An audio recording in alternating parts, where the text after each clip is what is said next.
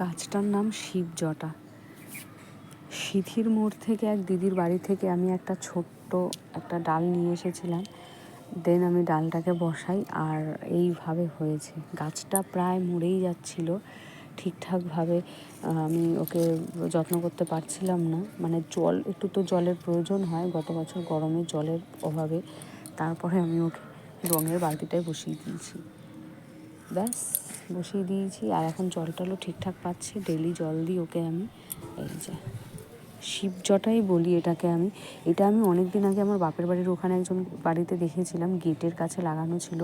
আর এই যে জটাগুলো রয়েছে না, এগুলো মানে অনেকটা লম্বা, ঝুলে ঝুলে পড়ছে, মানে দেখতে এত ভালো লাগছিল বলার কথা না। আমি তখন ওনার কাছে একটা ডাল চেয়ে রেখেছিলাম, আমাকে বলেছিল তুমি পরে এসো, তোমাকে আমি একটা ডাল দেবো বর্ষার সময়, কিন্তু আমার আর যাওয়া হয়নি।